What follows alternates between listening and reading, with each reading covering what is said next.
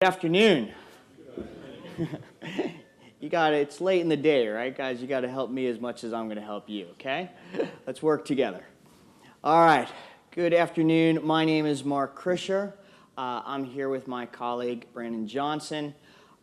Despite our accent, I'll tell you right up front, we actually are local Australian boys. I live in Sydney. Anyone from Sydney? Yeah, I'm a North Shore boy. Brandon's from Adelaide. We won't hold that against him. Oh, shoot. Anyone from Adelaide? Oh, damn. Now I'm in trouble. All right, so just to kind of kick things off, so this is really meant to be a fundamentals session. The whole idea behind this, so I'll just tell you right off the bat, Brandon and I are a little odd. Like, we actually really think RF is cool. And part of that is thinking about how all this works. So that's what we're going to focus on. Just want to call out that we do have the Spark Room. So please feel free to join the Spark Room and ask any questions there. Not just for now, but we'll be watching that Spark Room over the next 2 weeks or so. And it's not just Brandon and I. We also got a bunch of the TMEs from the engineering, development engineering side of the house on as well. So please feel free to put your questions in there. So let's kick things off. How are we going to start this? Well, I want to get this idea. Anyone Arthur C. Clarke fan? I've always really liked this quote. Any sufficiently advanced technology is indistinguishable from magic. And let's just get this right out in the open. RF is not magic. There are fundamental scientific principles which explain why you must sacrifice a goat in order to make your wireless network work. Okay? Just kidding. It is based on scientific principles, but the reason why Wi-Fi is so cool is because there also still is a bit of art to how we design it, right?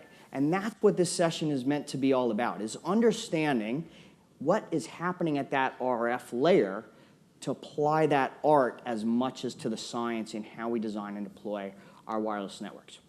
So what I'm going to do for the first half of this session, I'm going to take you through the fundamentals. How does all this work? How are we actually taking this RF signal and somehow transmitting data over it?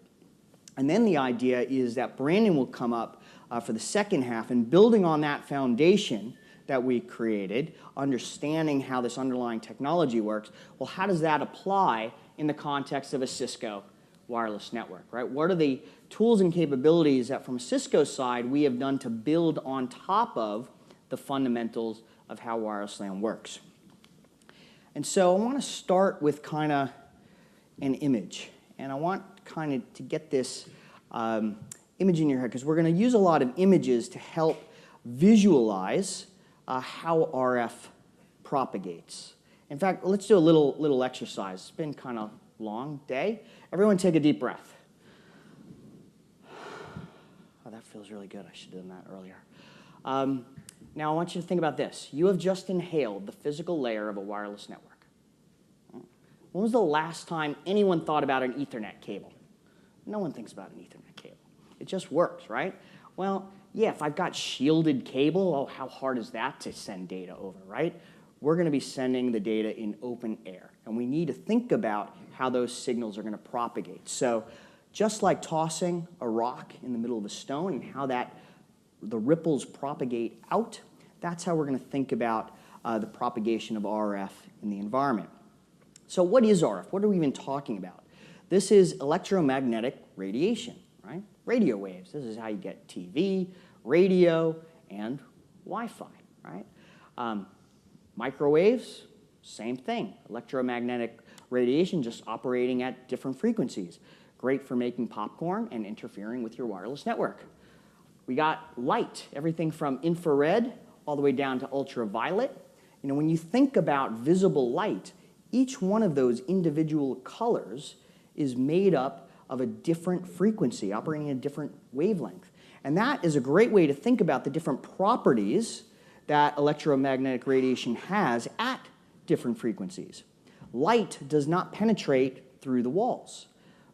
2.4 and 5 gig that we are running our wireless networks, they have different properties. Signals will propagate further in 2.4 than they will in 5 gig. Initially, that was viewed as a negative on the 5 gig side. As we've now gone to more high-density based designs, we realize that's actually a positive. All right, and we'll talk a little bit about that later. X-ray is another great example. They will penetrate skin, but they will not penetrate the bone. And so that's why they're useful for taking photographs to understand what's happening inside our bodies. Gamma rays, also electromagnetic radiation, though I think Bruce Banner taught us that maybe we should just leave those alone. So now we've got this thing, I'm talking about frequency and wavelength. What does that mean? Well, there's actually a mathematical relationship between frequency and wavelength. The frequency equals c divided by the wavelength lambda. Anyone tell me what c is? Speed of light in a vacuum, exactly. Very impressed that you knew the answer to that, Brandon. Really good. And so I can measure the wavelength, right, between the peaks of my sine wave. This is a physical length. This is not some abstract concept. When we talk about RF in the 5 gigahertz spectrum, that's 6 centimeters. I mean, that's a real length that I can see and understand. And it's got an impact, right? This isn't much bigger than that. Why does that distance matter for wavelength? Well, when I'm going to be positioning my antennas in a multi-antenna system, I want them to be in in relation to that wavelength. Okay?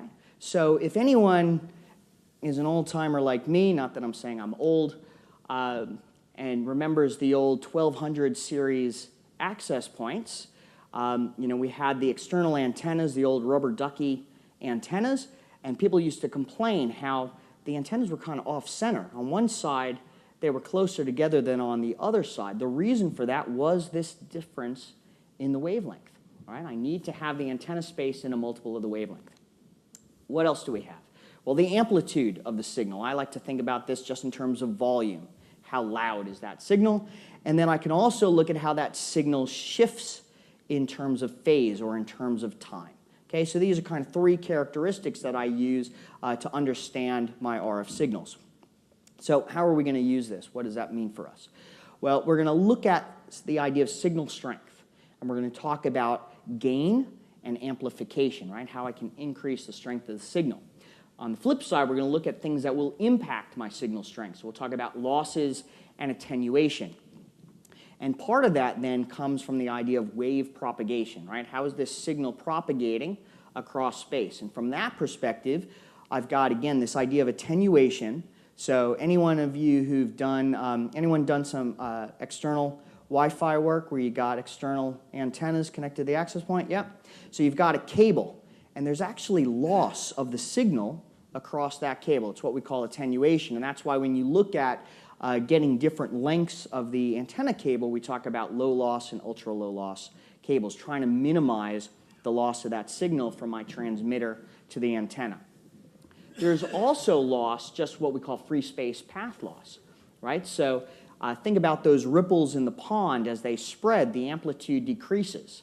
So if I've got line of sight to you and I'm transmitting that signal, even though there's nothing physical interfering there, we're still going to see a decrease in the energy over distance. And that's going to affect things like rate versus range. Again, we'll touch on that a little bit later. Of course, most of our wireless networks are in areas where there's lots of physical objects, and that causes reflections and absorption, and we'll talk about multipath and the problems that creates. Of course, we've got a whole bunch of people in this room. The human body does a great job absorbing RF signals because we're a majority water, and so that's going to have an impact on my RF environment. If I'm doing testing for RF and signal quality in this room and it's empty, none of you are here, it's going to be very different characteristics to now that we've got a mostly full room of you guys there. Okay, that's going to alter the impact of how RF is propagating. And one thing I want to get you guys thinking about, and this goes back to that free space path loss idea. The reason that happens is what's called the inverse square law. And the idea is if we're radiating energy out in all directions, well, that energy obviously is spreading over an increased area. So if you look at this image here, right, these two different panels I have, that's actually the same amount of energy. Just in the further out panel, it's spread out over a larger area. Good way to think of that, think about blowing up a balloon, right? As you put more air in that balloon, the walls of the balloon become thinner. That's basically the inverse square law. So I've got this energy, this signal that I want to measure. So this is where what we call RF mathematics comes into play. I'm going to measure this in decibels. And what's a decibel?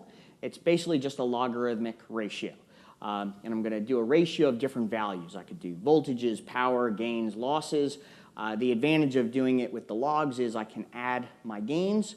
I can subtract my losses, trying to keep it a little simple. You've probably seen dBm. What's dBm?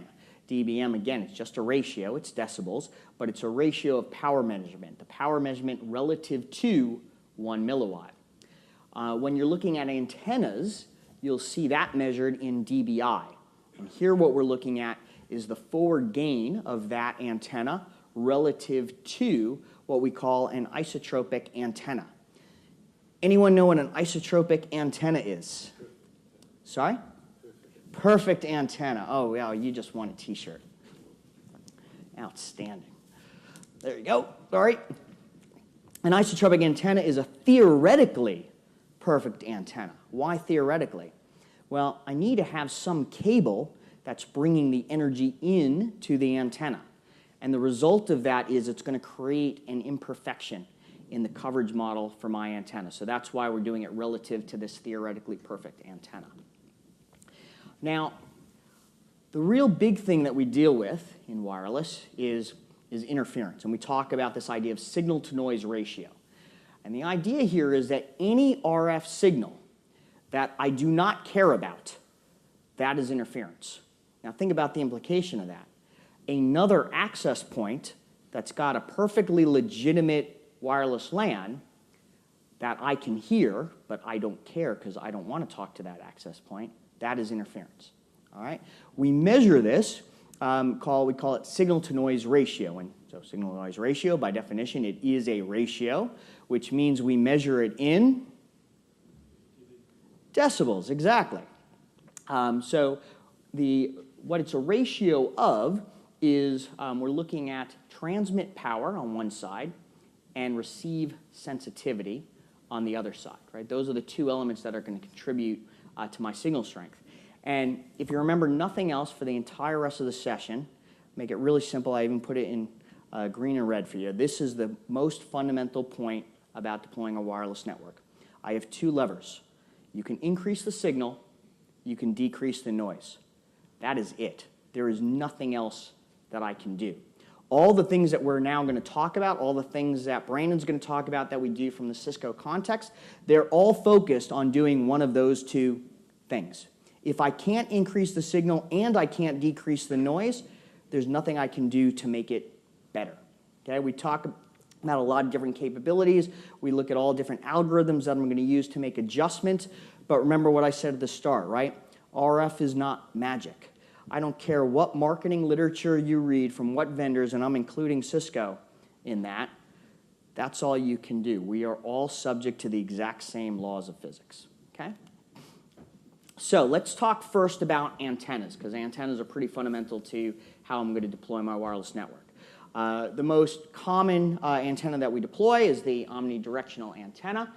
And what we try to do is help you visualize the coverage model through the azimuth and the elevation plane. So you can see here across the XY, we're sending out the signal 360 degrees, completely all around. And can you guys see in the back? Can you see there's kind of a gap in the top left between the red and the black, but down here it's pretty flush? Is that visible from back there? Kind of vaguely. That goes directly to what I was talking about, the theoretically perfect antenna. That's, getting pretty close to as good as I can get, because that's where the cable is coming in to bring the signal to that antenna. Now here we're seeing the Z-axis, and this is my elevation plane. And here's kind of interesting. It's not a circle. So what that tells you is I'm actually not sending out the signal in some 360-degree sphere, right?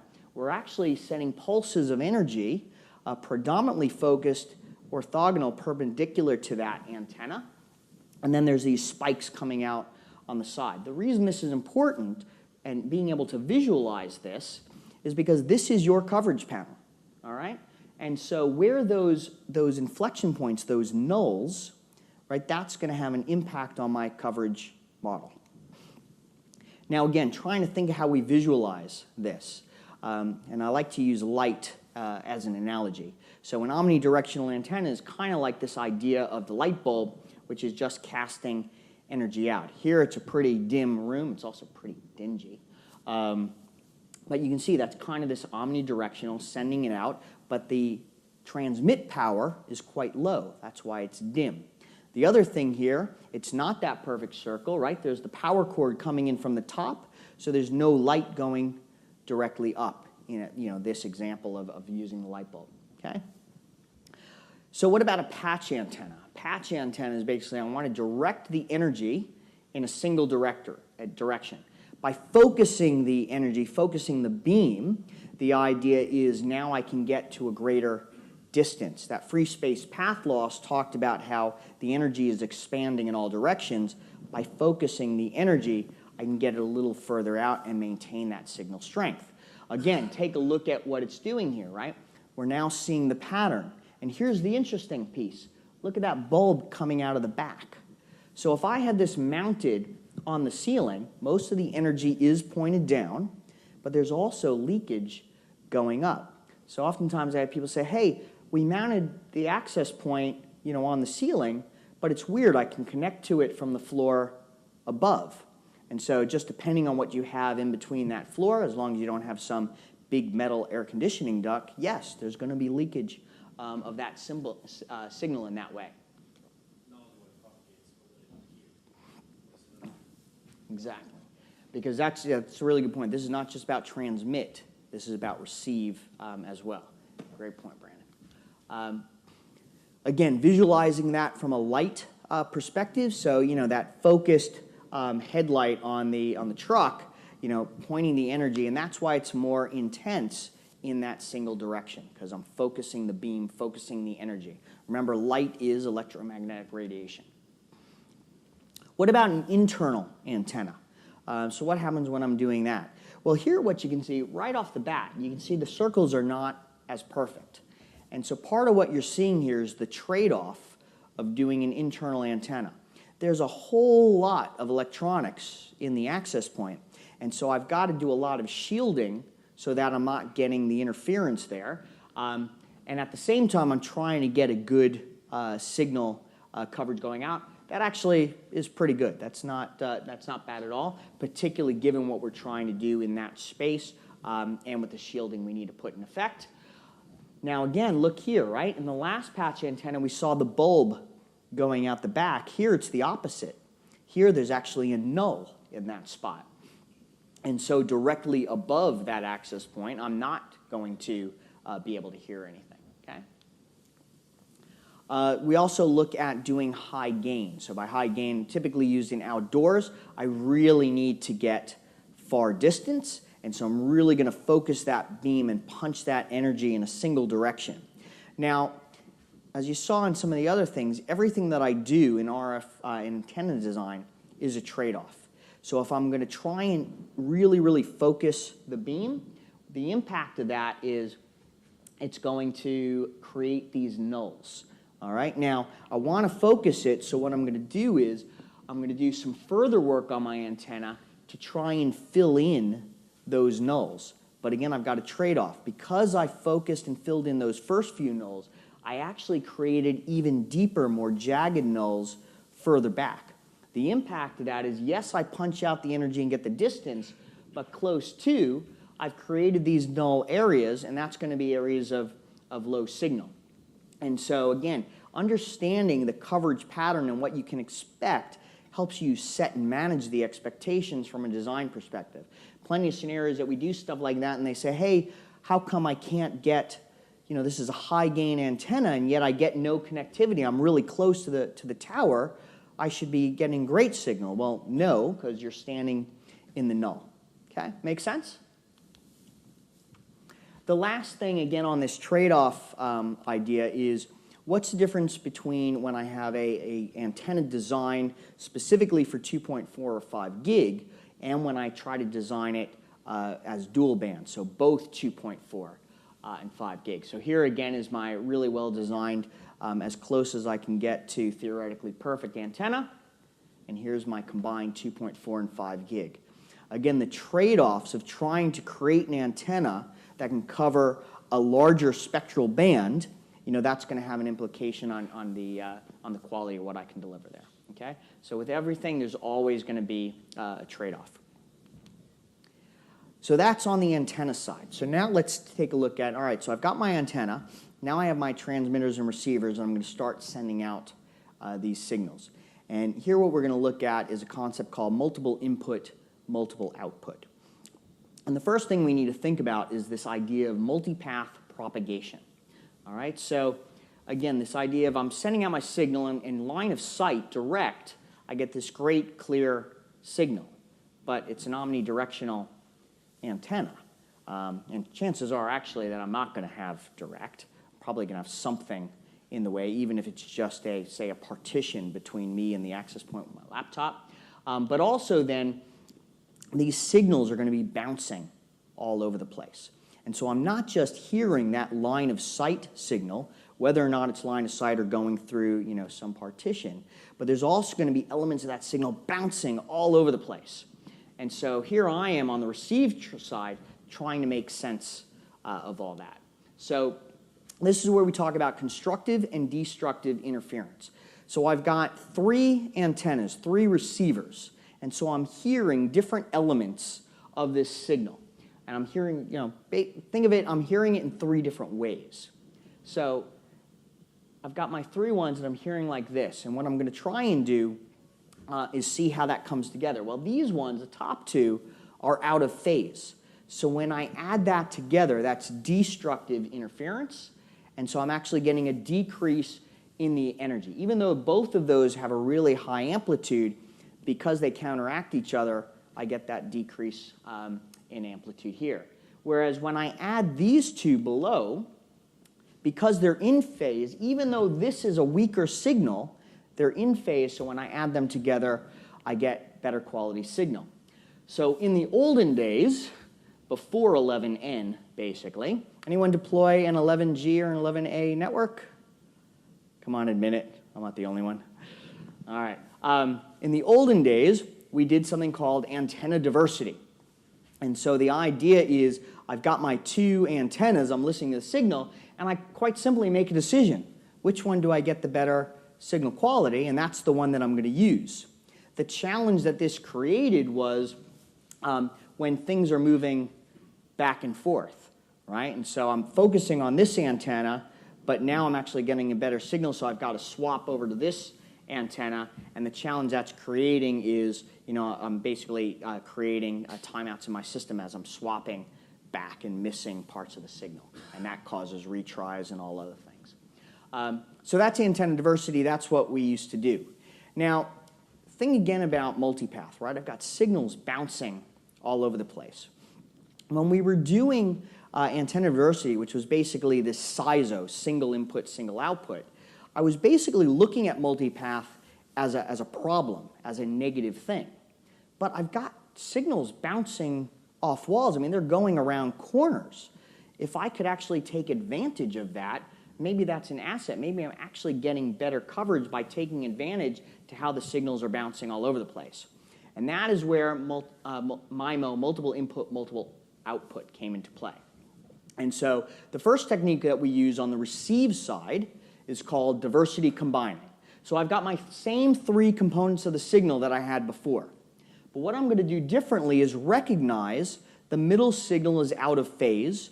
I'm going to adjust for that phase shift, and now when I add all 3 of those signals together, I get an increase in signal strength from all of those together.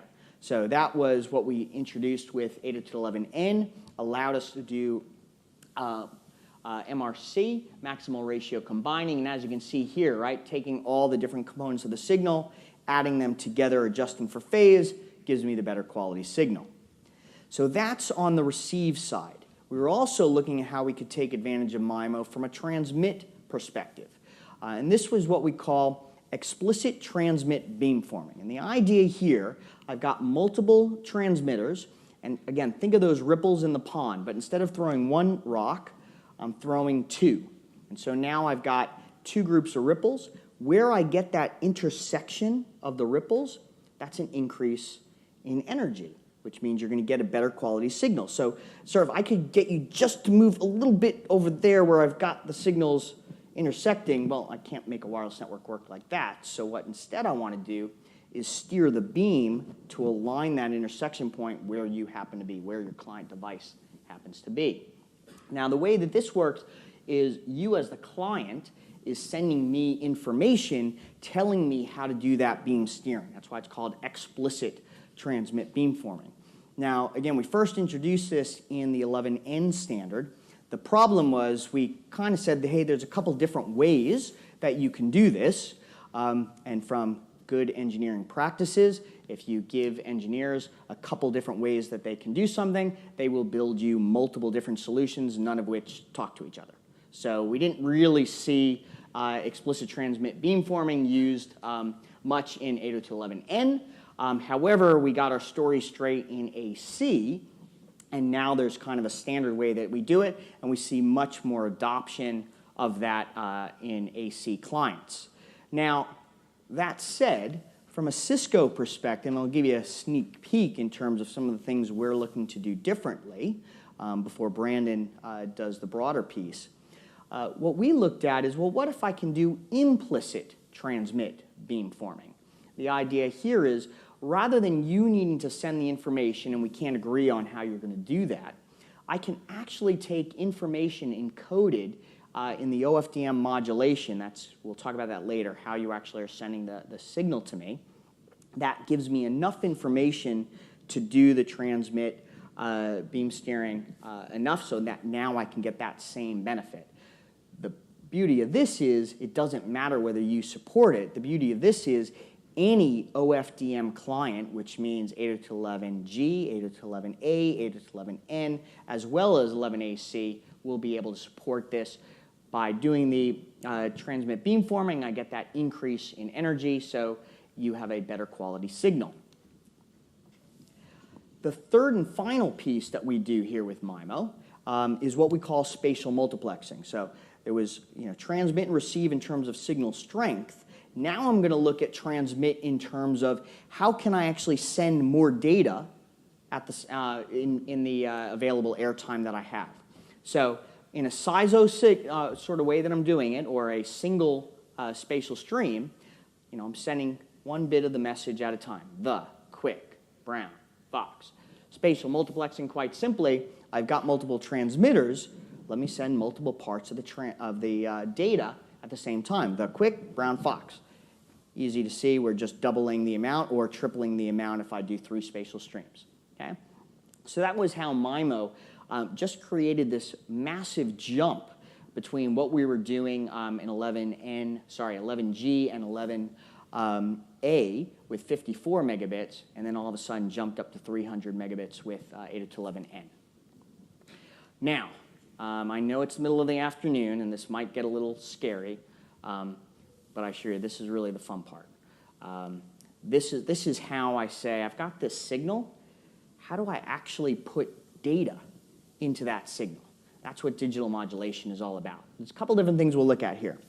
First off, I have my carrier signal, right, that I'm sending at 2.45 gigahertz. And I have 3 different ways that I can modulate that signal to encode data. I can modulate the amplitude, I can modulate the frequency, and I can modulate the phase. And so, a very simple example is QPSK, quadrature phase shift keying. And what I'm going to do is I'm going to encode 2 bits based on shift in phase. So if I don't shift it at all as compared to my carrier signal, that's a 0. And then the different types of shifts that I can do in terms of phase correspond to those 2 bits. So 1, 2, 3. All right, so there, I've just encoded 2 bits of data into my signal. Now, we also have QAM, quadrature amplitude modulation, and this you might have heard because this is what we use in 802.11. And so the idea here is I'm actually going to encode my symbols through a combination of amplitude and phase shifts. By doing this, I can actually encode more data into my signals, and this is giving me high spectral efficiency. The downside is it's very difficult to demodulate the signal in the presence of noise. So signal-to-noise ratio matters, and we'll dive into that a little bit deeper. The other thing I want to call out here then is also OFDM that I mentioned before, orthogonal frequency division multiplexing. And so the idea here is I'm going to combine modulation and multiplexing again to be able to cram more bits down the signal, because that's the whole focus. How can I cram more bits into my signal and get a higher throughput? It just so happens the answer lies with Dark Side of the Moon. Now, it's actually just a really good way to visualize this. Think of visual light going through a prism. Right? And so the idea is that I'm going to separate that carrier that I had into actual sub-channels, sub-carriers. The reason we call it orthogonal is to ensure that I'm not overlapping these. They're going to be at 90-degree angles. And then what I do is I encode in those sub-carriers using QAM. All right, so basically, whereas before I just had the one signal with QAM, now I can actually put multiple through that, add spatial multiplexing on top of that, and it's basically how can I cram more bits down that signal, okay? Now, here's where it all comes together. This is for QAM. I'm now encoding those 2 bits, 0, 1, 2, and 3. All right, so that's what it's looking like from a perfect transmit perspective. Here's what it's looking like on the receive side. This is called a scatter plot. And so this is where I'm seeing, as I pull in the signal, go through my Fourier transform, and pulling that out, this is how I'm seeing it. You can see these nice groupings, right? So I got my 0, 1, 2, 3. This is at a signal-to-noise ratio of 10. This is at a signal-to-noise ratio of 6. So what are we looking at right there? That is a dropped packet. I can't tell what it is. Where's 0? Where's 1? Where's 2? Where's 3? Right? If I can't demodulate the signal, then I'm not going to get any data out of that. Okay? That's why signal-to-noise ratio is so important. Now, this is 4 QAM. This is easy. We don't care about 4 QAM. We don't care about 16 QAM. 64 QAM is what we use with 11N, so we don't care about that anymore. This is 256 QAM. All right? So think in terms of the signal-noise ratio I need to have in order to maintain that. In fact, I can tell you exactly what you need because we have a table that tells us all that. Each modulating coding scheme, looking across 4, 16, 64, 256 QAM, corresponds to specific signal-to-noise ratios that I know I pretty much need to maintain in order to do that demodulation. So the ones in green there, that corresponds to 256 QAM. So if I don't have the signal-noise ratio to maintain that dropped packet that we looked at, I have to throttle back my rate. Right? And so then people say, hey, I thought 11AC does 1.2 gig. I'm not getting that. Well, that's because I had to throttle back the data rate because we've got all this noise and interference, so I can't run at the 256 QAM. Okay? Does that make sense? Just a couple more pieces that we'll add into this to build on it. Because now we're looking at, again, bringing into the context that spatial multiplexing I want to do, as well as the transmit beamforming and diversity. So what you're looking at the top one, I've got a 3700. Even though it's 4x4, I'm going to purposefully disable one of the transmitters there. And if I look across what I'm able to do with 3 spatial streams, you can see it's pretty much all over the place. And the reason for that is without the 4th transmitter, I have no diversity. I have no ability to do beam steering.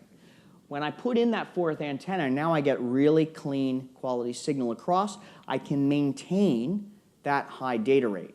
Same thing on the receive side.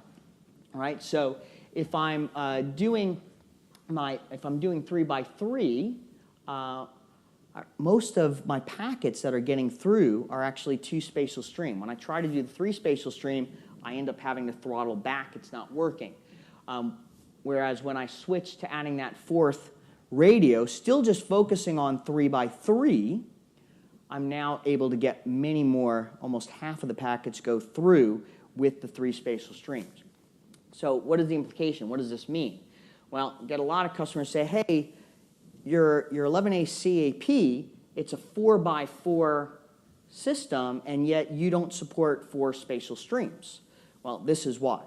Yeah, I could implement 4-spatial streams, but you're not going to get 4-spatial streams out of it. I need that extra antenna to get that transmit and receive diversity. So whatever the system is, you want one less in terms of the number of spatial streams that you get. Yes, you can try and do it, but what's going to end up happening is you're going to drop all those packets and you end up with the same effective throughput. Only now you've introduced all these retries, all these retransmits, and you're actually getting poorer spatial utilization. Make sense? All right. So that was the real deep stuff. Now we'll come back up.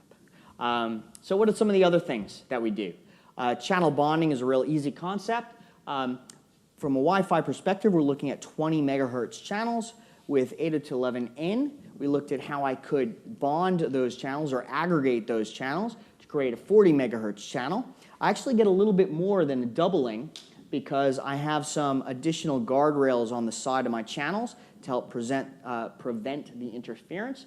And so that's my 40 megahertz, and then with 11AC, we introduced 80 megahertz channels.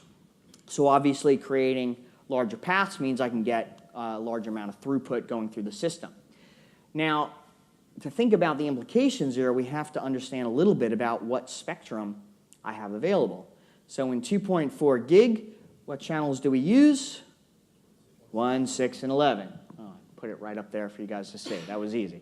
But that's what we've been using forever, right?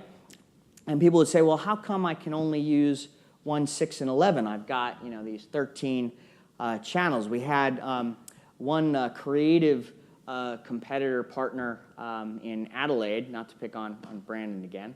And I remember this was about 10, 12 years ago. He was insisting that he could deploy better networks because he could get 4 channels out of the 2.4 gig band. Right? Don't care what you say. It's not magic. Laws of physics apply equally to everyone. Show me how you're going to fit 4 20 megahertz channels in that. You just can't. Okay? Which means that I'm now creating interference between my different cells. All right? Which is why we then moved to 5 gig. And the 5 gig band, now I've got a lot more room to play with. And now I can actually get many more 40 megahertz channels, 80 megahertz channels. You can see there the Uni2 extended band. And see that bit that says weather radar? That is why we have a -Z skew in Australia. We're not allowed to use those channels because we've got to protect those weather balloons. And so what that means is now I've got limited channels. The real upshot is with 802.11ac Wave 2, I actually could do channel bonding for 160.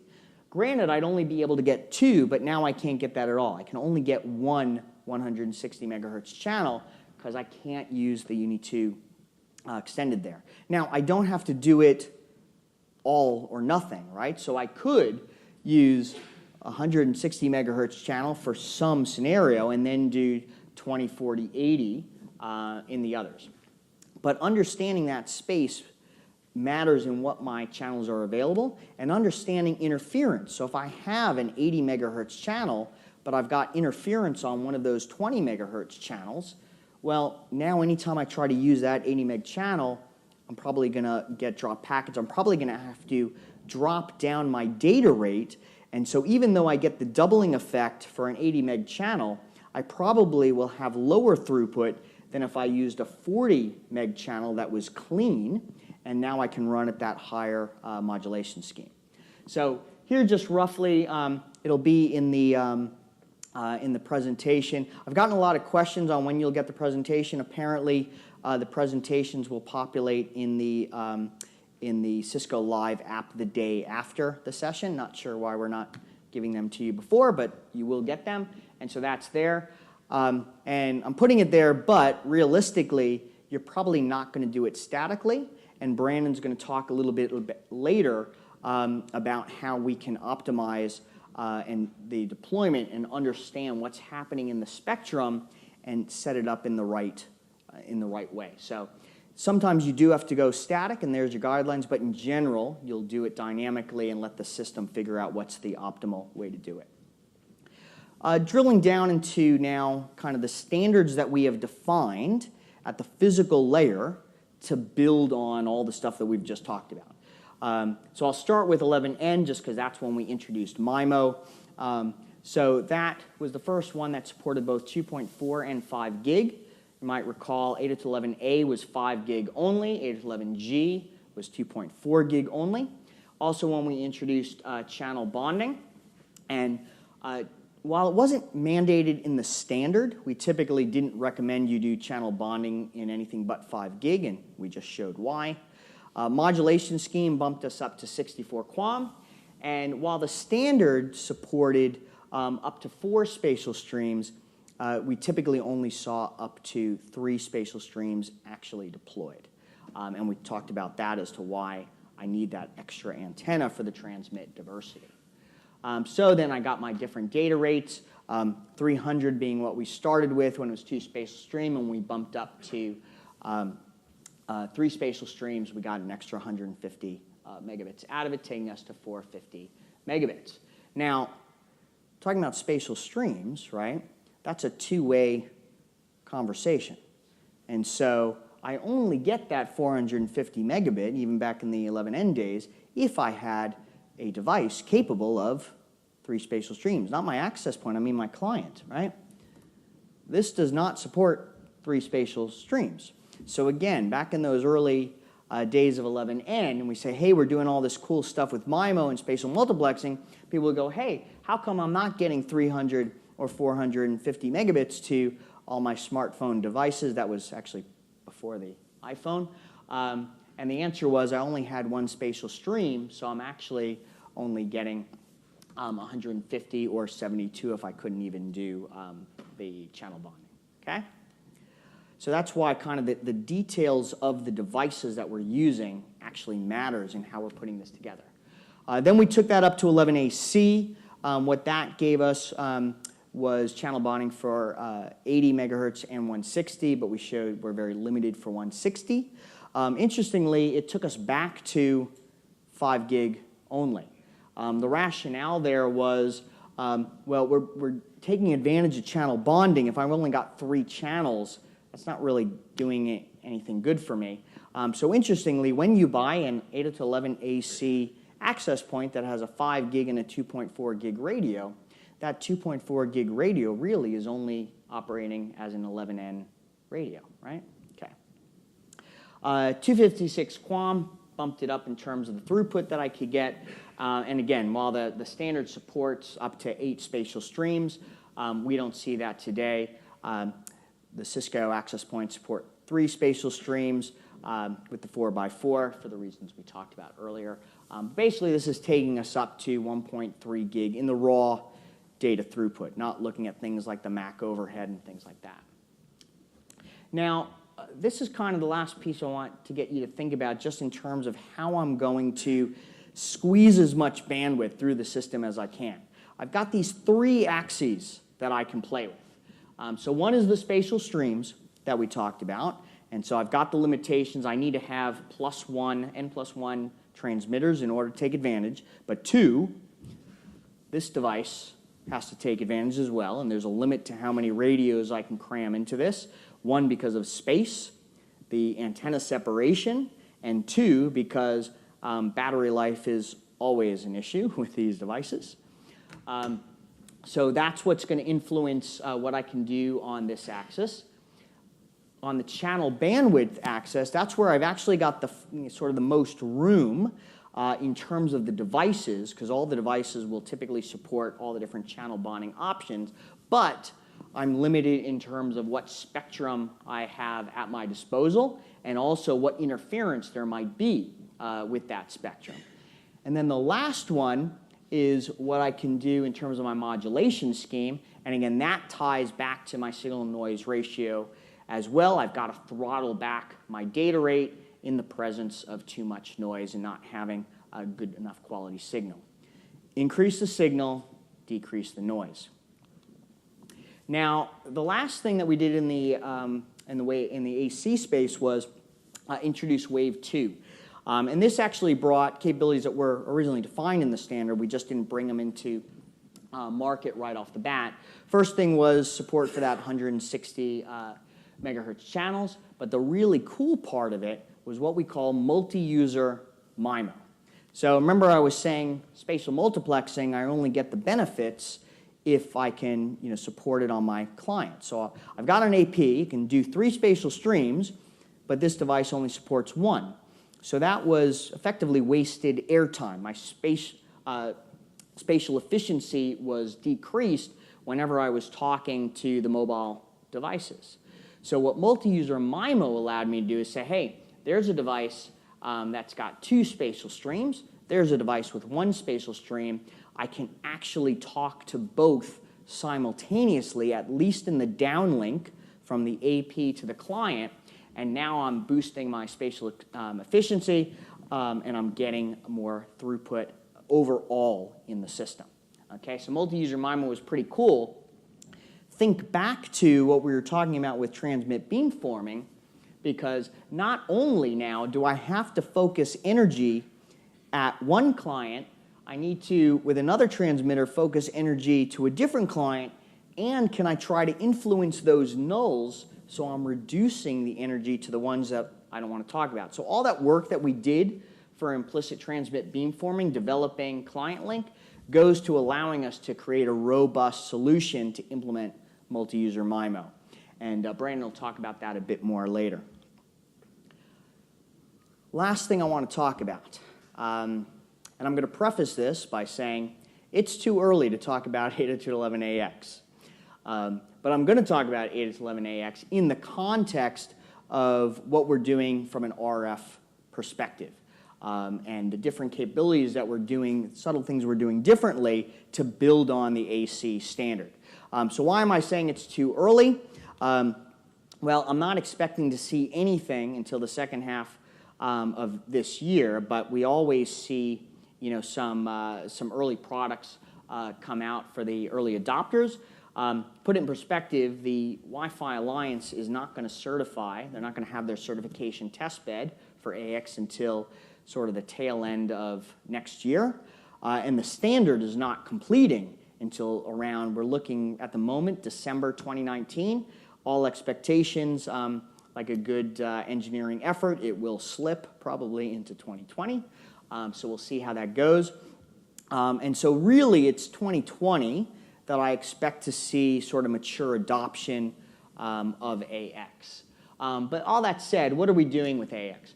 First thing, we're going back and we say, hey, you know what, 2.4 gig, we've got it, we might as well use it anyway, even if it's kind of turning into the junk band. It's better than nothing in some scenarios. So it will support across 2.4 and 5 gig.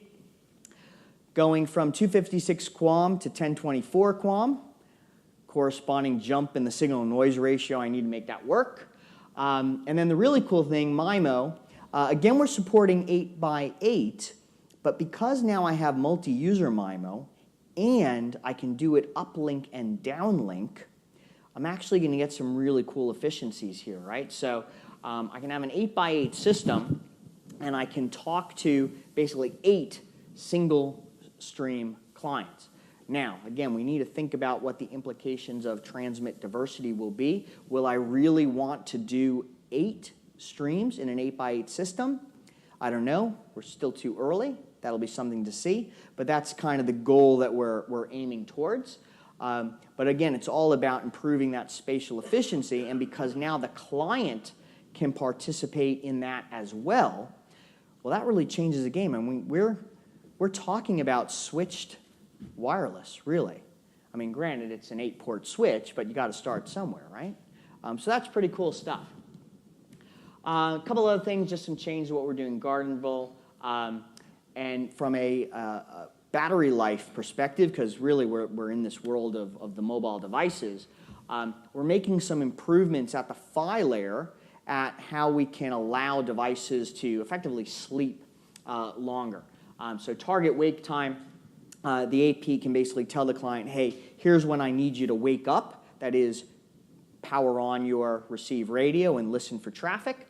And that's going to allow the device to sleep longer, improving battery life. The way it works today, just to dive a little bit up to layer 2, the access point sends out a beacon. My device has to wake up every beacon period to listen to see if it's got some packets. So target wake time will allow me to extend that a bit more. The other piece that's really cool is we're moving from OFDM to OFDM-A. So MA in this case now stands for multiple access. So this is OFDM. Remember we had Pink Floyd with Dark Side of the Moon and the Prism. And so the idea was in each of those different colors, those different subcarriers, I was going to encode it, but I have to send all of those to one user. OFDM-A is going to allow me to send those different subcarriers to different clients. So this is pretty cool. It's, again, driving that improvement in spatial efficiency. And a real kind of easy visualization of this is right now what I'm basically doing is I'm filling up packets in a truck, but they're all destined to one user. And so if I don't have enough stuff to fill up the truck, well, that's just wasted bandwidth, right? Now what I can do is completely fill up the truck and send it to all the different clients that I have traffic for.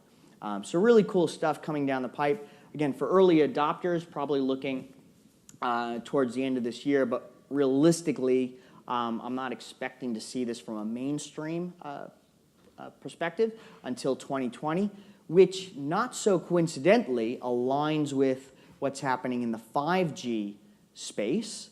And there's a lot of interesting alignment between 11AX and 5G. Look forward to talking about that at future Cisco Lives. Just to kind of close that off, I thought it might be useful. So what kind of did we see across 11AC and where are we today? Key things I wanted to call out was, again, we had those early adopter devices coming out.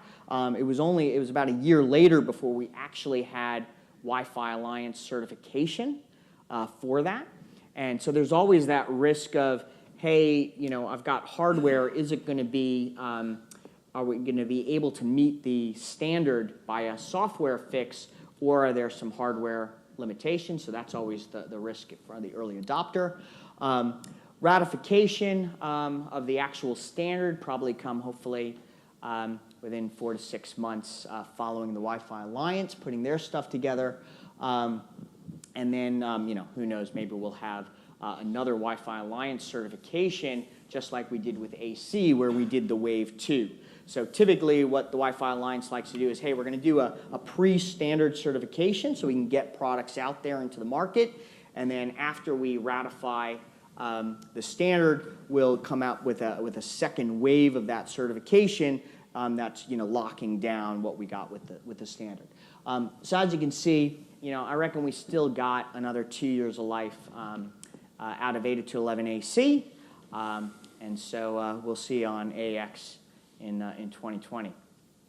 And with that, so that's kind of looking at those fundamentals. What I want to do now is call up Brandon, and we'll call up Brandon for a pop quiz. All right, good job, Mark. Thank you very much. Well done. I thought that was really good. Thank you. Good job. Good job. Good job. All right, Mark's covered a great deal. So I want to check the antenna out there. How have we listened? How have we heard things? So I got a question for you. Are all the cells the same size all the time? No, definitely not. Definitely not. What is different here? It's a little spectrum analysis. It sort of shows that we're seeing a great deal of management frames and 0 data frames. I'd say that network has been rendered completely useless. There it is Wi-Fi that nobody can access. And I've actually seen this where someone joined a really large flat layer 2 network to a Wi-Fi network and wondered why they could never use the Wi-Fi. So I've seen this. This is not a good situation. We need to clean this up. to improve the ability to hear. So what can we do to fix this particular problem? Any ideas? One particular fix this whole thing.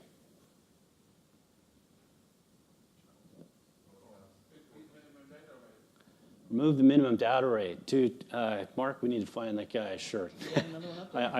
If not, I'll find one for him. Absolutely, it was to remove the lower data rates because when we have low data rates, the AP is really sensitive and can hear a great deal of client traffic coming in. So essentially, because it can hear that all the low density, we're getting lots of traffic, we can hear all the clients, it's very sensitive. So we can tune how sensitive the access point is, and what we're going to show in a second is how we can make sure that there is a good reason to have broad, big cells if we're trying to cover a great area, but not so much if we're doing high density. And we got to be mindful of this when we're putting Wi-Fi networks in place. So I drew up this slide to sort of really, explain what it is that I'm talking about. On the let's see, your right-hand side, we've got what the client needs in relation to a signal-to-noise ratio to do QAM, to do 16, 64, and 256 QAM. These are the SNRs, exact same colors in that table that Mark flashed across the screen. This is what the client needs to hear the signal between it and the access point in order for that modulation to work. So you can see that with inverse square law, free space loss, we've got a logarithmic loss in signal quality as you move away from the access point here on the left. So as you move out, you can see that this training down, that training down effect that Mark talked about earlier. So essentially cell size and understanding that for the application in use is really important to understand to do this right.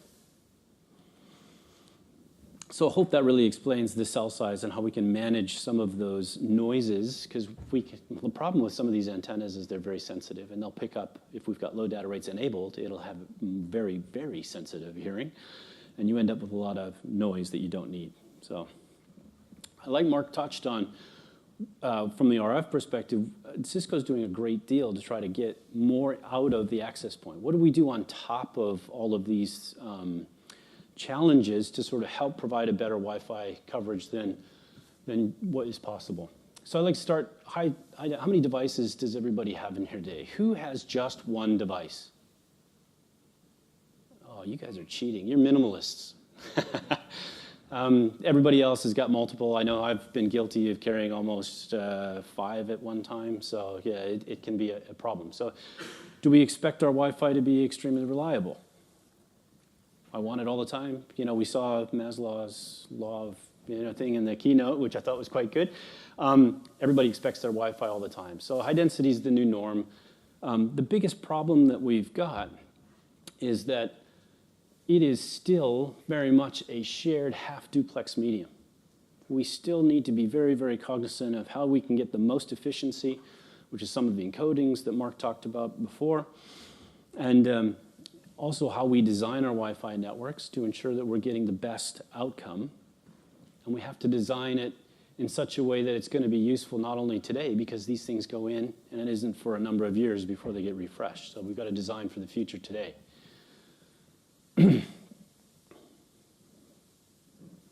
Okay, so client link, the second one, Mark already covered, and what we do with the implicit beamforming. And that means that all of the clients can take advantage of that signal improvement. And that can get anywhere from 3 to 6 dB improvement to that end client. I put a clean air access point at home, which includes the client link functionality, to replace one because of the back patio area where I lived. I was getting like 1 megabit with this, normal off-the-shelf sort of access point. But when I put the client link capability access point in exactly the same spot, that went from 1 meg to 24 meg. So there's a good reason to have that improvement in signal quality, not only to band steer wherever you happen to be, but it does make a big difference to the end client. And we've actually done tests to show improvement in battery life because of that feature. So that's one that Mark's already covered, so I'll skip that one. But I want to cover the others and what we do in software to try to make all of these things work well together. So the first one's clean air. Clean air is basically a spectrum analyzer chipset that goes inside the access point. It has a very high granular visibility into that entire spectrum that we're interested in both 2.4 and 5 gig, and uses some vector processing to sort of match signatures to report on what happens, but it does this in dedicated hardware. So there's no client impact. I think that's really important. So essentially, we can serve clients, but also be very sensitive to what's going on from an interference perspective, because remember, we're back to those two levers. How can we get the best signal and minimize the noise? And that's the role that Clean Air plays, and it's then leveraged in event-driven radio resource management to sort of help with channel allocations, to move away from interference, and also reporting what it's seen so that we have a historical view of what's interfering or what's on our networks causing us problems. So standard Wi-Fi chipset probably has a spectral resolution of about 5 megahertz. With the Clean Air chipset, we get such a fine resolution around what type of interference we're seeing that we actually have those signatures that can tell you, it's probably a microwave oven. We're actually seeing a lot of Bluetooth. Maybe it's LTE in this particular space, or some other type of interferer. So really, really high resolution capabilities to provide more information to you guys. So essentially, it's not just listening for interference saying you got interference. It's trying to give you that more information and saying what you need to go look for in order to improve that signal-to-noise ratio. One of the other benefits of having this DSP in every single access point is the ability that you have to turn that access point into spectrum analysis. So you can actually see what's going on inside your network from those interfering events. I've actually used this to discover some nasty interferers in particular channels that were non-standard. So it's really the advantages of that high spectral resolution goes a long way to providing that visibility into your environment so you can troubleshoot and find out how many channels are actually usable within an environment. The environmentals are really important to take into consideration. Just a note on that I'm using Metageek Channelizer to sort of connect to the access point, and then I can basically do that from my desk, and the access point can be anywhere in the network. So that's how it kind of gives you that kind of capability, both in 2.4 gig, which obviously I just ignore, and 5 gig. So the hardware really matters. We have that dedicated CPU processing. This is an example of the 3828 type 100 board where we've got an XOR radio to be able to do 2.4 and 5 gig. I'll show you how we're going to use that in an automated way shortly, but we have these processors in order for that CPU to do exactly what it's there for, and that is to just forward client packets.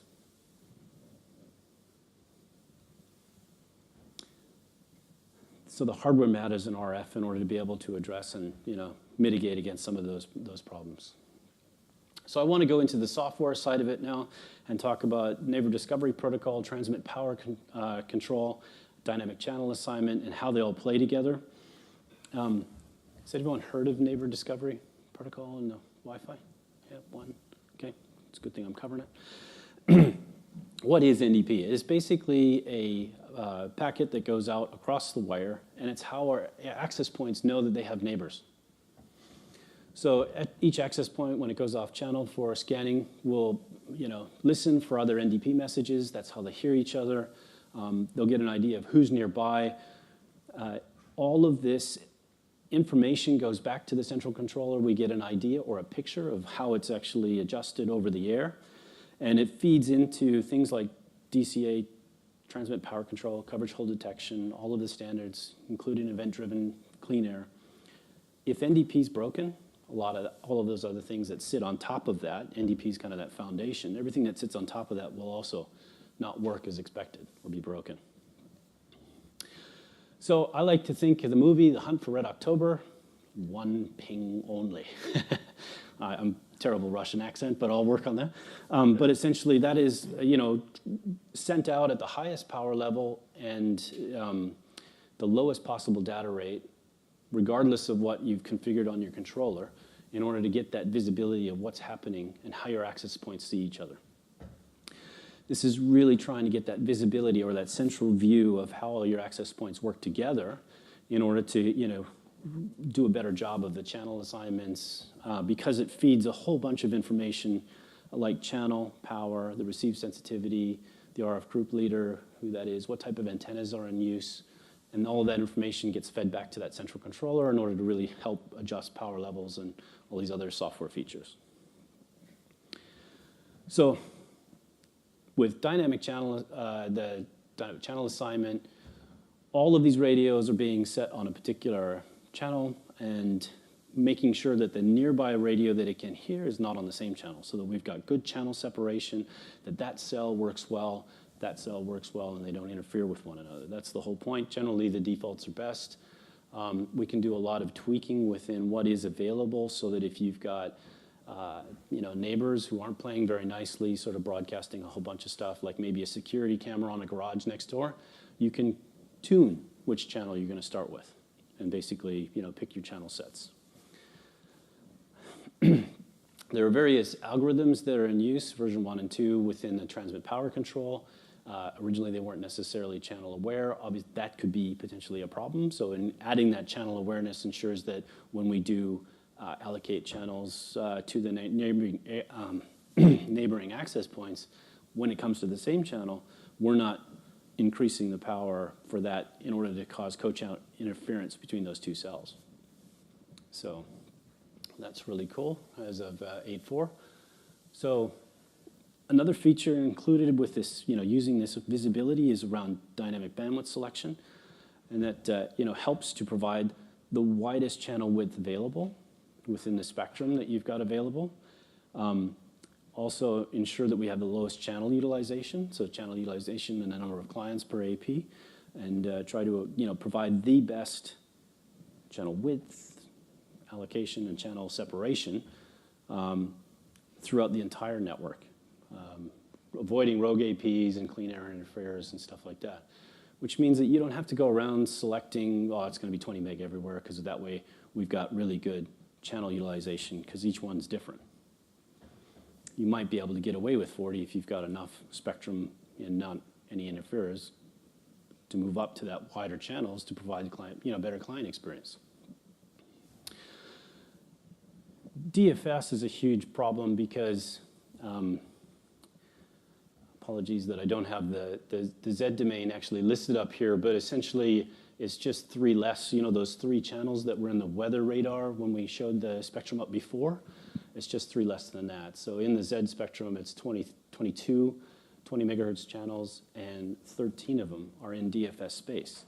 So anybody have, a building that they know of that's nearby shipping waterways? Yep, fantastic. Shipping ports, they all have these boats that go by and pass a whole bunch of DFS signals. Anyone near a weather radar station? I know I used to drive by one. Same kind of thing. We're supposed to vacate that channel. It's important that you understand that the behavior for this is that 802.11 is meant to be really polite. If we see that DFS or that radar spike, we're supposed to vacate that channel for 30 minutes. So what happens is that if we've got boats passing by and a whole bunch of different radar events, you can lose the majority of your channels. So you need to take that into consideration and know, what kind of events are causing that interference, what you can do to mitigate it, what kind of channel plan you should probably deploy on one side of the building. Question? What's the best way to know if you're getting lots of DFS events? If you put in clean air access points, it'll tell you that it's seeing lots of DFS events. And I think that's how it was discovered. So that's the best way.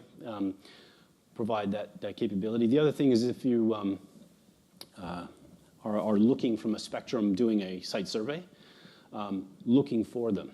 It takes a while. It may not be a boat going by. When you do your site survey, essentially you don't see anything. Going back, if there is something going past, is I guess depends on how detailed a particular you want to get into, how much of this you're going to see. But yeah, that's one of the best ways. And in Prime Infrastructure, we'll actually show you when you're seeing those channel changes as well. So some of the areas that we've debugged exactly along those lines, some customers that we have in Circular Key and near Barangaroo buildings go up. We were able to see that in prime infrastructure. And then to the point, Brandon mentioned that you might do some static mapping. So because of that 30-minute vacating, what's going to end up happening is, oh, no DFS event, the ship's gone away, I can use that channel again. Now another ship comes in day 2 and bang, happens all over again. So from that sort of scenario, algorithmically it's hard to adjust because of the intermittent way it's happening. So in that scenario, I'll actually blacklist that channel for those areas in RF groups and say, but on the back of my building, I'm actually not seeing that DFS event. Therefore, let me use those channels there. Now RRM can do a much better job stabilizing that way. Yeah, it's about understanding what the impact that has, especially if you're close enough. It's also why I really wanted to point out within the antenna section, it's also about, an antenna not only transmits, but it also receives. And essentially it's about that receive sensitivity, and it's the same thing. If you're putting a panel out, it's going to be sensitive on one end, but not so sensitive on the other. So maybe directionals might be another option to sort of not be as impacted by those events. So what we do again in the software using the Sage chip is look at where this DFS event has occurred, because if you go and set up these channel widths statically, if it goes and occurs in one of the sub-channels, or the bonded channels, you lose the whole thing. But what Flex DFS does is, because we know exactly where that's been impacted, we can go and do a selection to pick the next best channel or the next best option. So we can instead of doing the full 80, we can at least give you 40. So high throughput being the ultimate goal. If it happens again, at least we can still give you 2 options, and that really should say 52 and 64, but it's all right. So we can also drive radio resource management through events, through clean air events, and that's what event-driven radio resource management is. So when clean air events happen, we can do something different in the way that we allocate power, channel, that kind of stuff. We can also be sensitive to rogue devices in the airspace, and also force a channel change away from that in order to provide better client experience, even if somebody's doing the wrong thing and we've got a channel that's just been wasted because someone is deciding to validate a new security camera. We had a demo in the tectorial session yesterday of some high channel utilization. Someone turned a camera on. That's why I sort of did that. But it's like we can move away from that with cleaner. So with this, improved visibility that we have with NDP in the software from the controller's perspective, we actually can do a bit more in relation to dealing with sticky client problems. So in Wi-Fi, the client makes a decision as to when it's going to roam. Sometimes clients are not very smart. So if we've got a visibility over the environment, we can do a much better job of deciding how that client should actually move by using various techniques and standards in order to try to push them to the closest AP. So the problem is that when you move around, it may still be stuck on a particular AP, providing worst case scenario for everybody else who's also connected to that AP, because these things are shared mediums, like I said originally.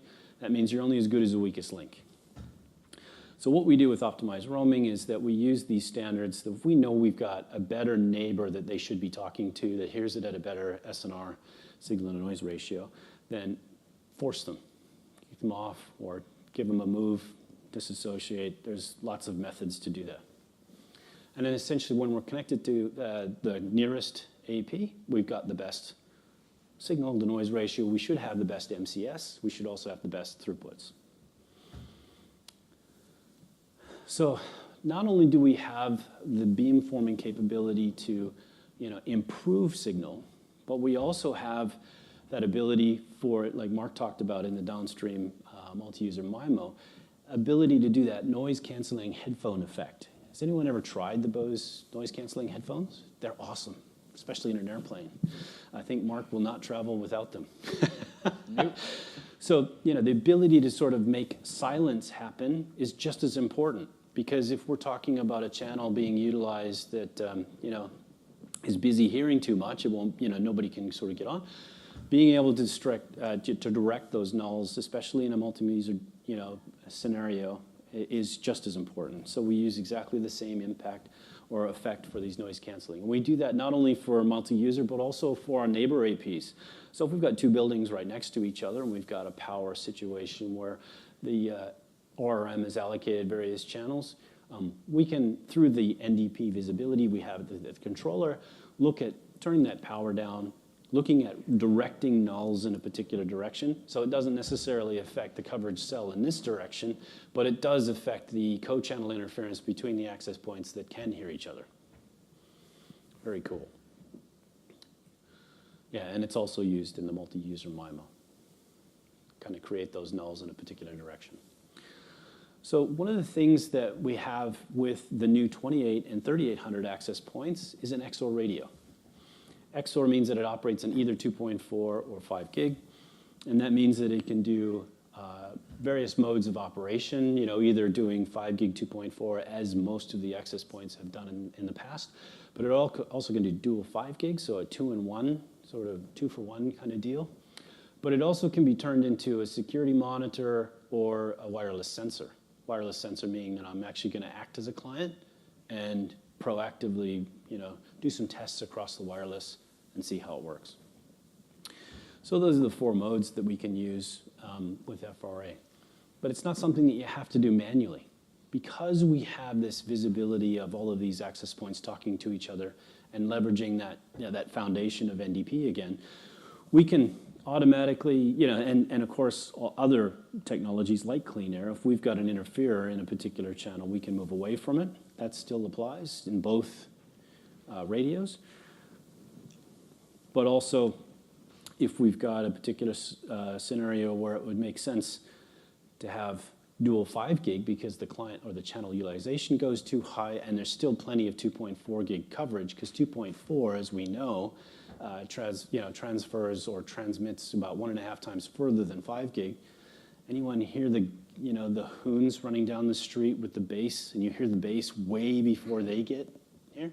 Same thing, 2.4 does propagate much further than the 5 gig. So it's the same thing here. We can have plenty of coverage in 2.4 gig, and then actually have 2 channels to cover a particular area when the radio's been marked as redundant and you put it in that mode, it can actually provide 2 channels to the same space.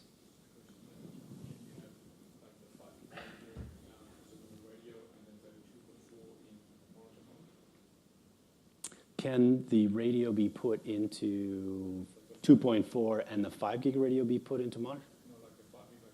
Yeah, the 5 gig is the normal radio.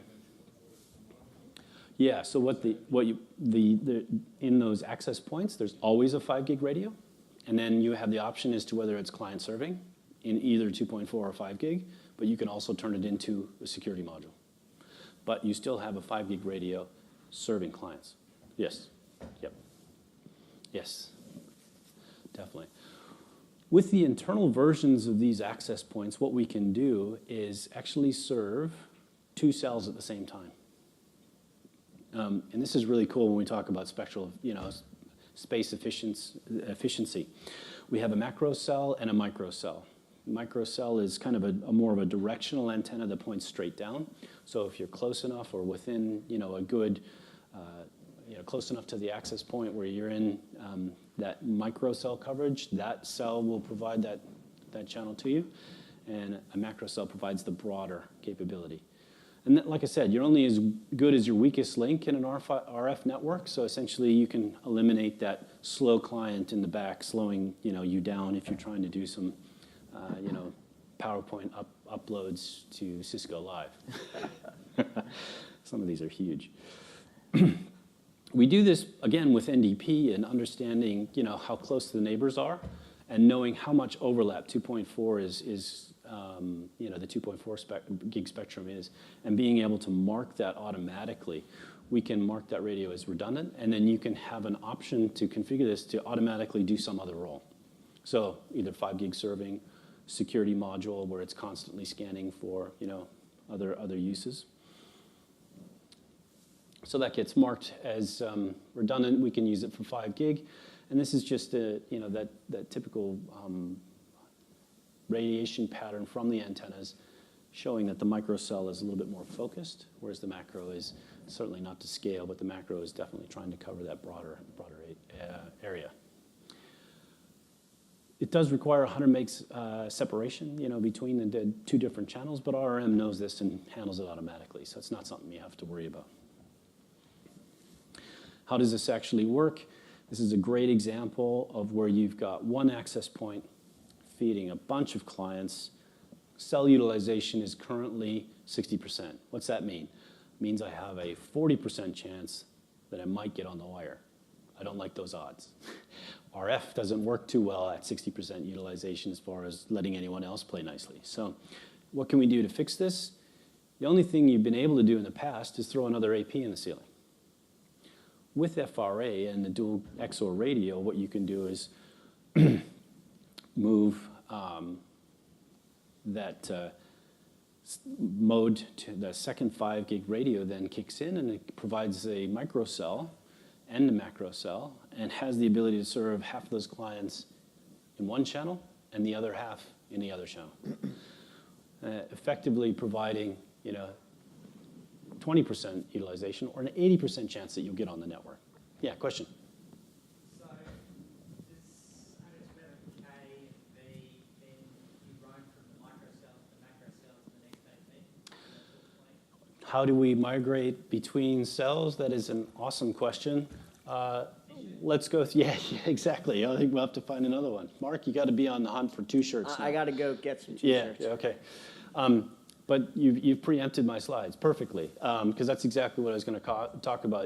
At the moment, it's set for neg 55 dBm. If I hear you better than neg 55 dBm, which means that you're close enough, I'm going to move you into the microcell. And I'm going to do that for an 802.11v client, I'm going to provide that as the best option. For non 802.11v, we'll send 11K neighbor list and disassociate. Same thing in the opposite direction, that essentially if you move far enough away from that signal and it's now in a bad coverage area for the microcell, and we hear you at neg 65, we're gonna move you off through the same mechanisms. Sorry, I've gone backwards. Let me hit the right button. Through the same mechanisms to move you back out into the macro cell. And the whole idea is to try to keep the channel utilization, with good signal strength for those in the micro cell to be able to improve, or, give the best client throughput possible. Lots of questions. We'll start with you over there. So when you've got a XOR radio that's transitioned from, say, 5 gig, does event-driven RRM then kick in and look at the channels that were allocated for that microcell and then redistribute channels for other cells around it? Yeah, so is RRM aware of that and then aware of the channel that's been allocated and then allocates a channel that is most appropriate? The answer is yes. Yeah, it's very much aware of that, and we'll allocate that into a, at least 100 meg separation, also taking into consideration that it shouldn't really interfere too much with neighboring APs. So does it happen at the time of the role changing, or does that happen in the normal space of RRM? Yeah, it does happen in the normal, there are some parameters within the wireless controller that you can tweak and tune the sensitivity that you want in relation to how much overlap within 2.4 before the radio is marked as, and you can also do it manually. So essentially you have absolute control and tunability around when this will happen and when it won't, so that you can make sure that you're providing a stable environment. That's usually far more important. Sorry, I'll get to you, Chris. Does RRM dynamically change that second radio on the frequencies, or will it say, okay, I'm better off putting this in 5 gig, or I'm better off putting this in 2.4? Well, the FRA, the redundancy identification, says that I've already got too much 2.4 gig coverage, so I probably should be doing something else. You can configure that in the controller as to what you do with it, as to whether you...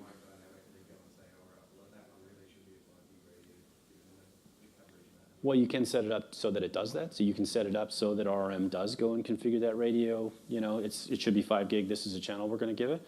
Or you can specify, through various parameters that you want it to do security modules, or you want it to do, just the wireless sensor. So you can set that up manually for that access point. And another question? So RRM knows that the microcell should only overlap with the macrocell. The macrocell overlaps with macrocells from other APs, not the microcell from other APs. No, that's exactly right. That's the way that this has been designed. With the micro and macro cell, the micro is very much directional. It is almost directly underneath the access point. So the co-channel interference is not as likely in the micro cell as it is in the macro cell. So essentially that will less likely be a problem with those, parameters. Hopefully you're not putting things that tight where you've got micro cell to micro cell, interference. Just thinking out loud, how does this affect survey tools? How does it affect survey tools? That's a really good question. Your tools should be able to take this into consideration. In the wireless tectorial we did yesterday, the Ekahau tool that we demonstrated, or had the Ekahau guys demonstrate who are down in the world of solutions, they actually show that they can take this into consideration. Yeah, last question. Can you assign separate RF profiles? Not at this stage, I don't think, because they're in the same RF domain, so to speak. I think that was being looked at, but I'll have to, confirm that for you and get back to you on that. Because usually they're still going to be impacted. I mean, the AP is in the same physical space. So, like we talked about before the example, I want to use the RF profile to disable some channels, stuff like that, but it'll be the same implication. But in the macro, that's where that comes over. Maybe that would be useful. And I think Brandon will talk about macro in a minute. So that's why we're now kind of looking at that. Exactly right, Chris. Yeah, it is 2 APs, and that's the 2-for-1 deal. It's one cable run. If you're trying to cover, an auditorium or a big space with, we've used 3 APs in this particular room. We could have done 2 of those cells with 1 AP, one cable run, and pointed it in 2 different directions if we're interested in covering it in 2 different directions. So that's exactly what we can do with the 3800, with the external capability. It has a analog as well as a digital output to connect multiple antennas, and you can run, both radios in 2 different directions. So it's very, very cool, especially very, very helpful for, like covering auditoriums or, lighting up long hallways and things like that. Like the lighting up, same metaphor, consistency all the way through. Another question? Is there a distance limit between the radio and the antenna? I would always say yes, there's always a distance limit, because the more copper that you add, the worse the attenuation is over that copper, and the signal degrades to a point where... Sorry? What's the general advice? Have the cable as short as possible or none at all. That's the general advice. Try to keep that sensitivity as high as possible and gain as high as possible so that your access point is providing the best, signal propagation. So if you look at what we're looking at here, right, so when I'm doing the macro, the idea is not I'm going to put something in and I'm going to put my other cell, on the complete other side. Yeah. So, it's about being reasonable with the distance, and actually what you find is the low loss, the ultra low loss cables that you'll get and use, that actually dictates what distance is realistic. Offhand, I don't remember what the size of the cables that we have, but that's how we tune it and make it easy for you to design.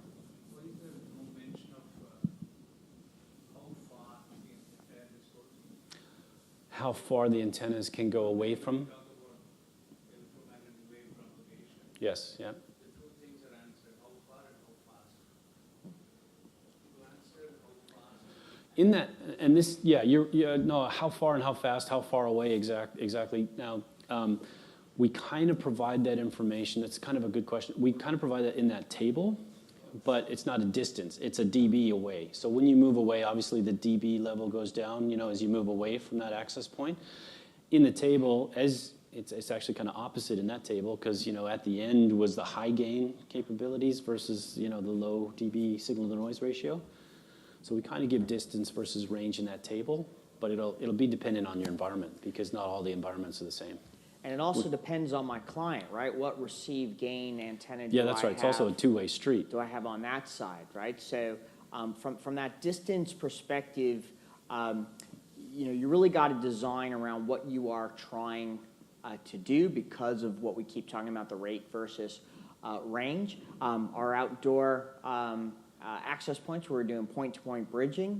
We're doing large distances across kilometers. Do you want to do that With a single access point covering, a large campus area, probably not, because it's shared spectrum. Yeah. So it really ends up being a fundamental design question of what you're trying to do. And so what you're looking at through the portfolio for these particular features in the Clean Air and Client Link and the high density capabilities is around the 28 and 3800s. Just trying to call out that not all of the access points are created equal. The hardware matters, which I said in the earlier part. So this gets us back to site surveys and a little bit more design work. I am an engineer. I love the fact that it should be engineered. It's not just left to maybe we'll put it in and see how we go. Definitely an advocate of putting a workflow to this. This is the problem with wireless. Naturally, we can't see it. We have no idea what's going on. We have no visibility. So we kind of, we can design for coverage, or we can design for an appropriate use. So if you want to read on this couch, I certainly like the couch more so than the dark room. So it is about lighting up an area appropriate to its use. And when I use that lighting up, I'm talking about from an RF perspective. Everything that Mark's talked about to this point has all been about, and it's a terrible color. I did this, and inverted it, so it was a decent color to start with, but that's the access point there.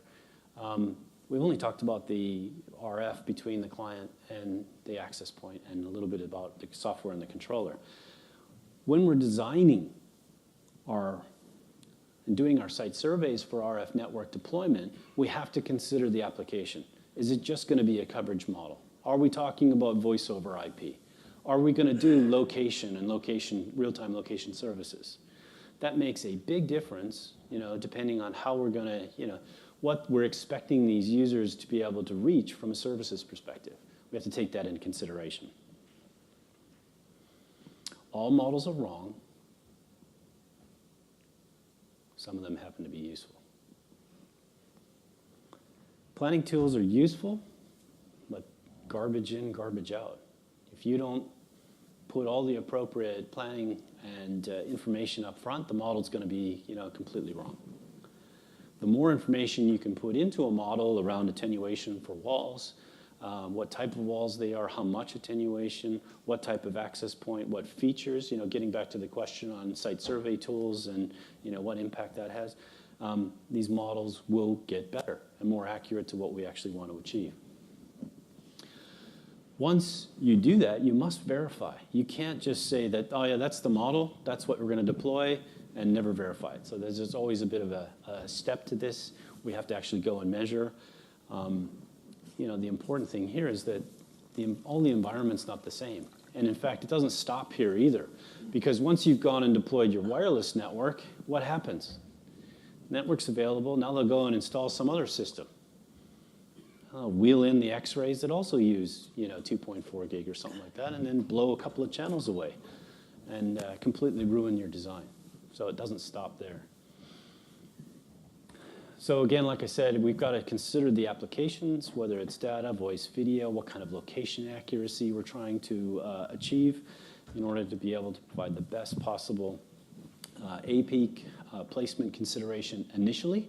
And then we have to go and validate and see what's not quite there and then fix the holes. There's a bit of a process to all of this, a life cycle, if you will. You've also got to understand if there's an existing interferer. I walked into one customer and found that 3 of those channels had been completely blown away by a 3G extender because 3G inside the building was no good.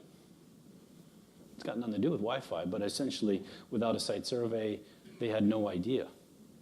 They also weren't using, luckily they had a spare Cisco AirNet radio that I could use from Spectrum Expert to sort of get that visibility. But so this is meant to be a visual about how we can possibly deploy access points and RF energy to eliminate any ambiguity. Why is ambiguity a problem? If we're trying to run real-time systems or real-time location tracking, what resolution do we need? Is near the nearest cell good enough? Or do we have to do triangulation? The signal has to be heard by 3 access points. I'm going to judge just purely based on a distance away? Or, can we use some other technologies to improve the XY coordinate? And this is using the angle that it's arrived. This is an access point here, access point B, facing in a particular direction. This is access point A, facing in a particular direction. And then based on the angle and the distance, we can do a calculation to get an XY result. Example of this is our hyperlocation antenna, which is available to sort of have a look at in the world of solutions. So, all of these things matter, and you need to be taking into consideration when we go and deploy that Wi-Fi network. Getting back to the toolkit should be suitable. If the Wi-Fi network survey toolkit doesn't take into consideration what access point, whether dual 5 gigs possible, how do you know your model is going to be close to what you actually need to deploy? All right, easy to learn, but I really like this slide that I've borrowed from Ekahau. It's around planning, validating, troubleshooting, monitoring, doing it all over again, then plan again, validate, troubleshoot, monitor, plan again. Never ends. But having the right tools in the toolbox gives you that visibility. Remember, I started with that black slide. That's what we know. If we have the right tool sets, we can get that visibility and provide the best, Wi-Fi coverage in an area for an environment.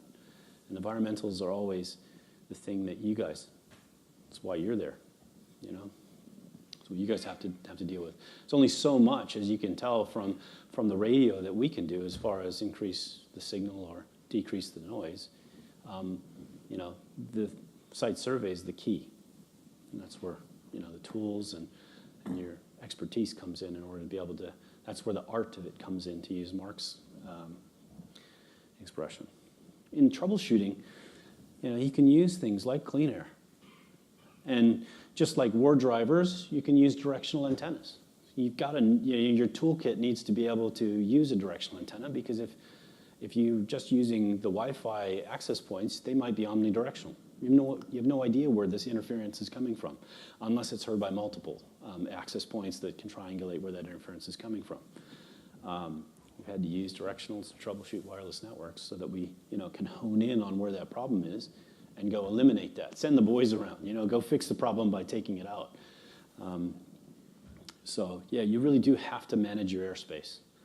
And it just comes from understanding what type of environment you're dealing with, and good site service. So this is the kind of visibility that again, that clean air. This is the old way we used to do it with the Spectrum Expert. The new way of doing the same kind of thing through the MetaGeek channelizer.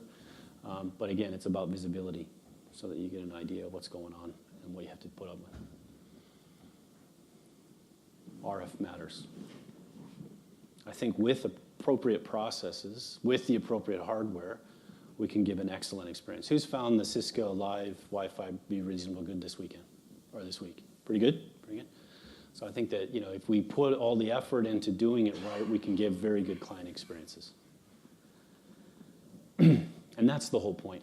But Cisco's not stopping there. Everyone heard of the DNA model, what we're doing with software-defined access and DNA Center? That's probably all you're going to hear this week. This continues. So we're not looking at it from just the RF anymore. We're looking at it from the client experience perspective. We're looking at it from the network overall perspective, as well as the wireless. And we're feeding all of this information that we have within, the visibility we get with NEP, what's going on in the RF space, what our clients are telling us, and feeding that up to give you better visibility as to how your network's performing. This is just sort of the start. This is version 1 of DNA Center.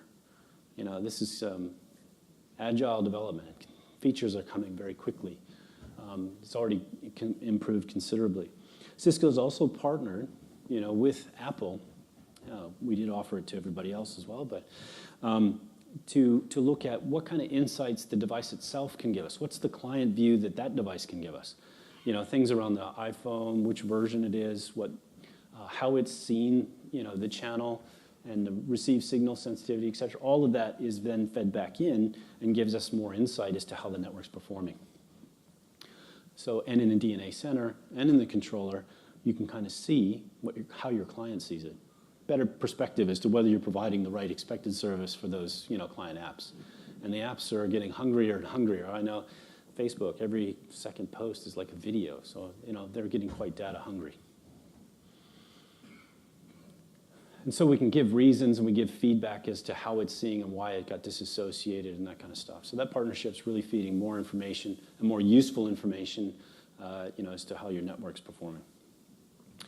Again, this is a bit of a shot of the fact that we can use that flexible radio, that XOR radio for that wireless sensor, but we also have dedicated sensors, so we can turn the 18, 15s, 30s, and 50s into dedicated sensors, but we also have a sensor only, very cheap, inexpensive piece of kit that can go sit on the desk with you and give you the desk viewpoint, exactly as it sits in your environment. Do things like DNS lookups. Can I see the first hop gateway? Can I, do an FTP transfer to a file share? Or can I, HTTPS to an internet service? How does that perform? And provide, useful statistics, like iPerf on steroids for, giving you information back around how the network performs. So we do all of these things to try to improve the noise, improve the signal, we'll get it right, or decrease the noise to provide the best client experience. All with dedicated hardware and options as to how that gets deployed for the best client experience. Don't pretend to have all the answers, but any other questions?